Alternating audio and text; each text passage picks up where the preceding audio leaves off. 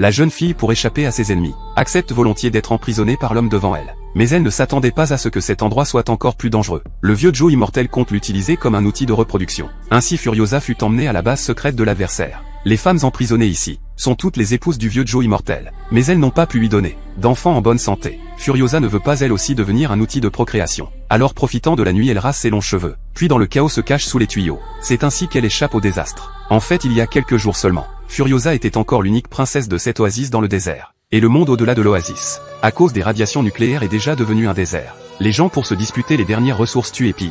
Mais bientôt ce seul endroit paisible sera aussi détruit par des envahisseurs. Ce jour, la Furiosa et sa sœur cueillaient des pêches. Soudain, elle découvre au bord de l'oasis un groupe d'envahisseurs. Furiosa réalise que si la situation ici est révélée, cela apportera une catastrophe dévastatrice. Alors Furiosa dit à sa sœur de ne pas bouger. Elle-même s'approche prudemment, profitant de l'inattention de l'autre. Elle se précipite pour couper le tuyau d'essence de la moto. Cependant, alors qu'elle s'apprête à continuer son action, la seconde suivante, au moment critique, Furiosa plante le poignard dans l'autre et s'enfuit en courant, et siffle pour alerter ses compagnons. La mère dans la tribu entend le sifflet. Immédiatement, elle et le chef montent à cheval pour la poursuivre.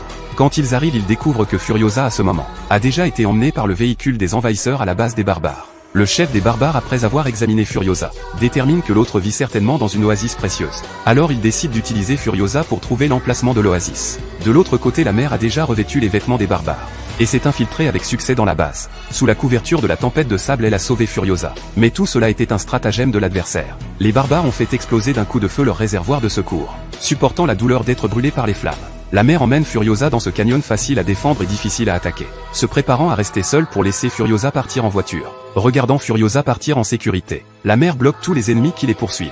Mais face à l'encerclement des ennemis, la mère est rapidement maîtrisée. Furiosa, au loin voyant cette scène, se précipite pour revenir. Mais elle est capturée par le chef. Il utilise la torture de la mère pour forcer Furiosa à révéler l'emplacement de l'oasis. Ainsi, elle regarde sa mère être torturée à mort, sans dire un seul mot. Mais Furiosa jure dans son cœur qu'elle fera payer à ces gens le prix de leur vie.